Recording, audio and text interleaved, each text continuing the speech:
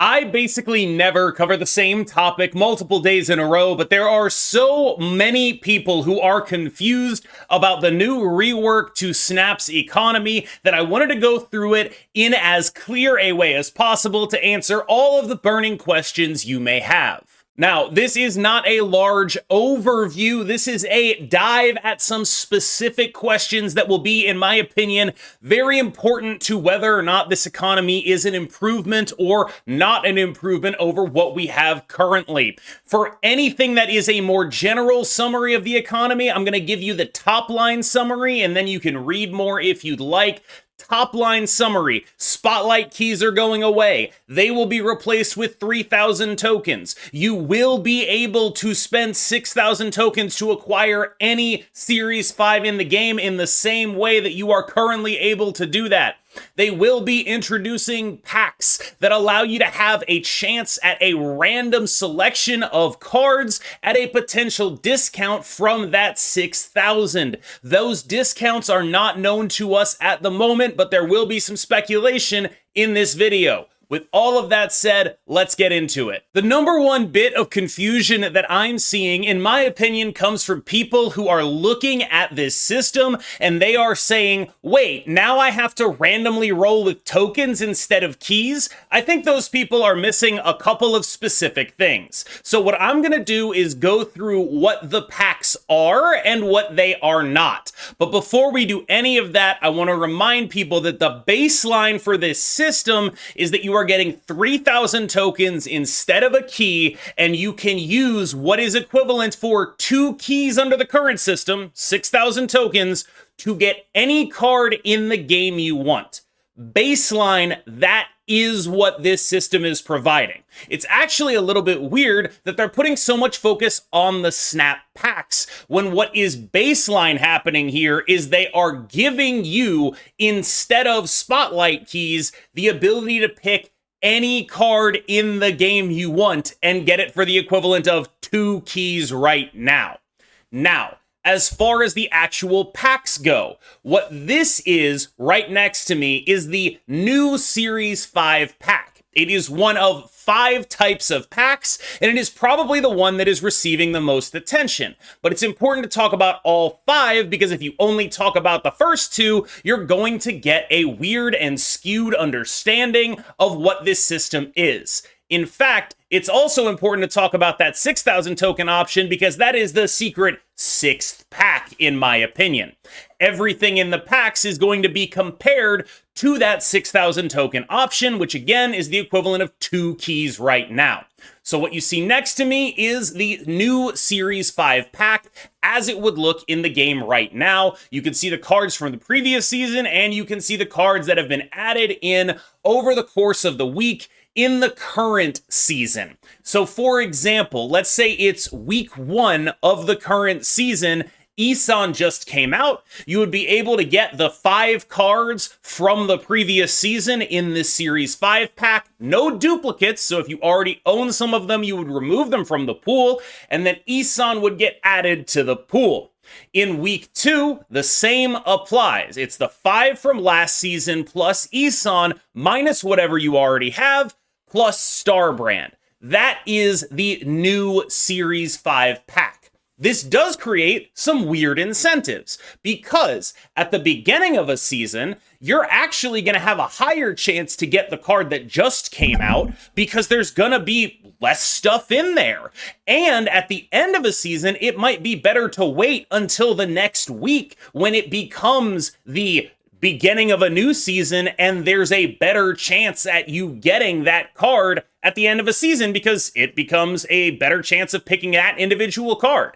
I do think that it's likely that the discount that they mentioned for Snap packs is not going to be all that much in this context. So for example, they have told us very specifically that price of one Series 5 card is staying the way that it is. That means that this pack will cost less than 6,000 tokens. How much less? A lot of people are joking and saying 5,999, but honestly, I feel like a real answer is like 5,500, 5,000, 4,500, something like that. When you buy a pack like this, It will depend entirely on whether or not you think it's a good deal relative to what you can pick up.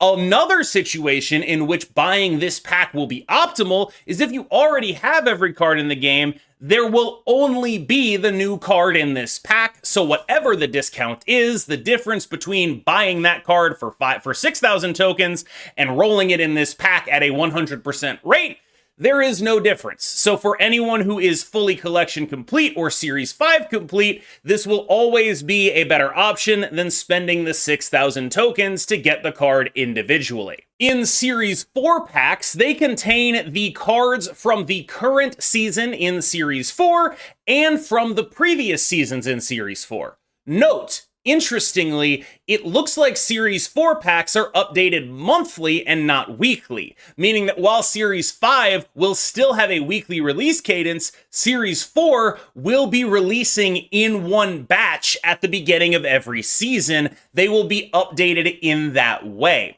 So that's a really interesting dynamic. I know people are asking for card dumps, and I think this is a way that they could provide those things.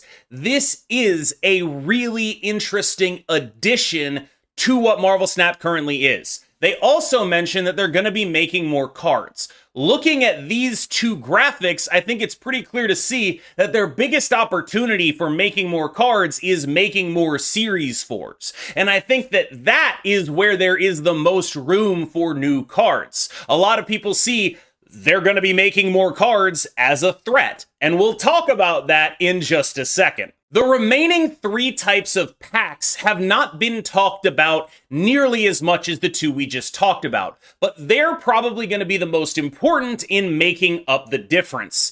They are, of course, the old Series 5, the old Series 4, and the old Series 3.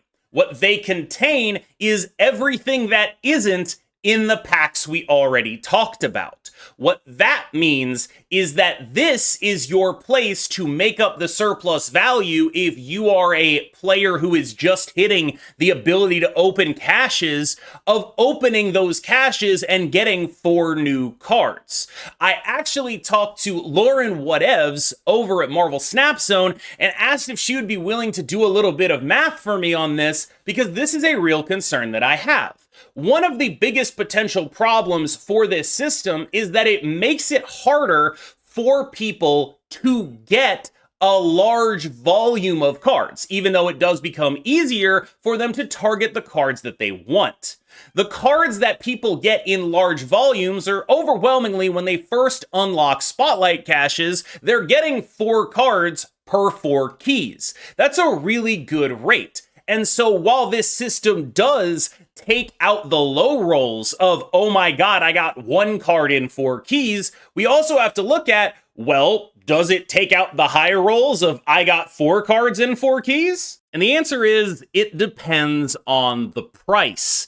For a 3-card Spotlight week, on average, you get 3 cards and 1,500 tokens for 3.75 keys, which is a massive amount of value, meaning that the S5 pack would need to cost under about 3,500 tokens to be guaranteed better than this. The reason we're making the comparison to the S5 pack is because we're talking about acquiring random Series 5s. This is equivalent to the other stuff in the Spotlight cache, right? You're not getting anything incredibly targeted, you're just going and getting whatever. Sometimes you'll get very, very lucky on a week that actually makes a ton of sense for you, but most of the times the weeks don't make a ton of sense, and you're gonna end up rolling on, Surtur, and Scar's not going to be in there or whatever.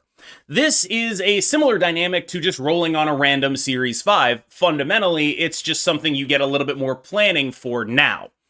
The basic premise here is that these numbers that you see on the screen are the numbers at which it would be required for these prices to be set at for them to be better. In other words, you should be happy if they end up making the random Series 5 3,500 tokens or less. You are allowed to be happy if it's somewhere between 3,500 and 5,000.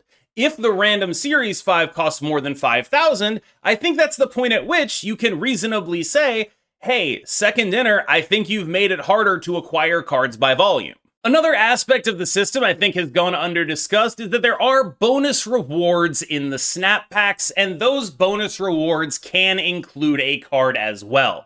We don't know the rates, and of course this also includes boosters, so I don't think there's anything to get too incredibly happy about here, but for those of you who were looking for like the high rolls of opening a bunch of cards that you didn't own, that actually still is possible in the new system. It just seems like it's in a different place. So overall, yesterday I was cautiously optimistic. Today, after having received confirmation that they're not going to be changing the prices of anything, it's going to be 6,000 tokens, I am more than cautiously optimistic. I think this is probably just a straight up good thing.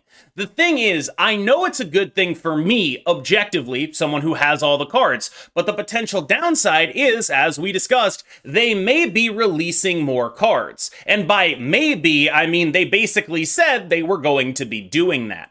What this means is that it's likely going to be harder to be full collection complete forever, but going to be easier to be meta collection complete. In other words, you will be able to target the cards you want in a much more robust way.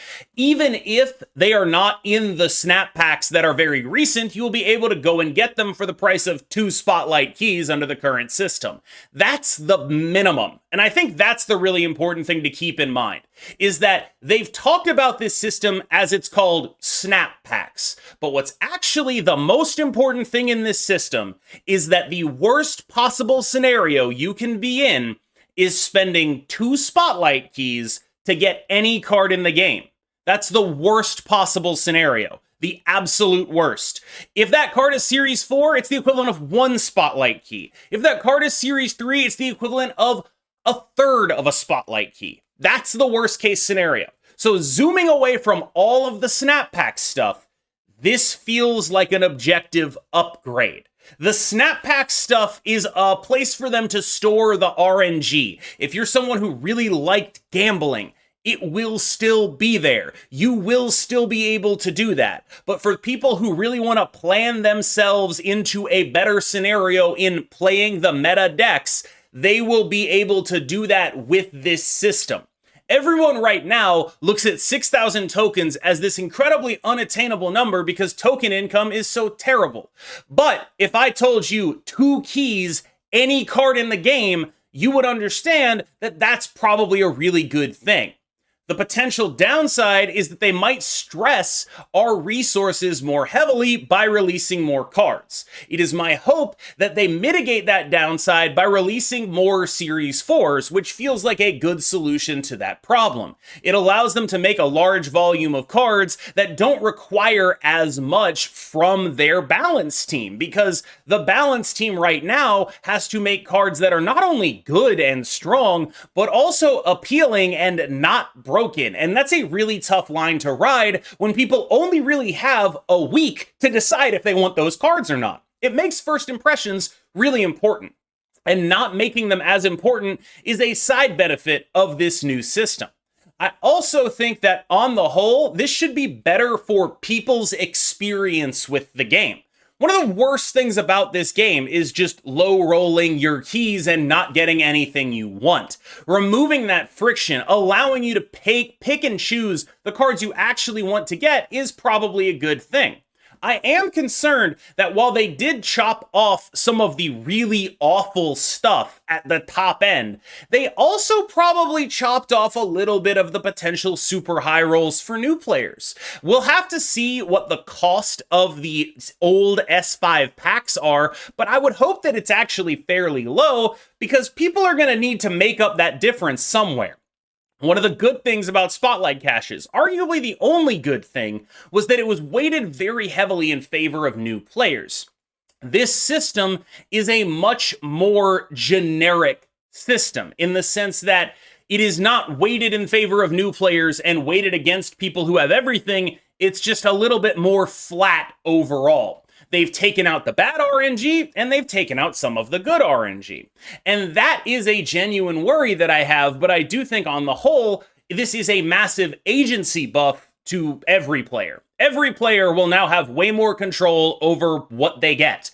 I should hopefully get a lot less comments about, I don't own this card and I can't acquire this card. The number one benefit of this system to me is that people will actually be able to go and use the resources they have for acquiring cards on acquiring cards. The worst thing about the Spotlight system was that it created a secondary resource that was only usable on the cards they chose to make usable. This is why I keep talking about the idea of, oh, it's spending 2 keys on any card you want in the game. That's a very clear good thing. Ignoring all the packs, ignoring everything else about the system, the ability to just go and get cards you want is something Marvel Snap has genuinely not had. The ability to do that at a decent rate is something Marvel Snap has never had. This is going to be, unless they purely rug pull this, a big upgrade, genuinely, to Marvel Snap. All right, y'all, thank you so much for watching this. I never do 2 videos on the same topic in a row, but this one, it felt like I basically steeped myself like I'm a tea bag in a whole, like the tea in this case. I don't think that analogy works, actually. I was going to go with, like, I put myself into the discourse and it seeped into me and we became something great. I don't think that actually works, and it sounds a little weird, but what I'm trying to say is I basically spent the last 24 hours thinking about and getting answers from the devs in the Ask the Devs channels and seeing some confirmations of things and some non-confirmations of other things. Like, for example, I don't really care about Spotlight variants. I don't know where they're going. I have absolutely no idea.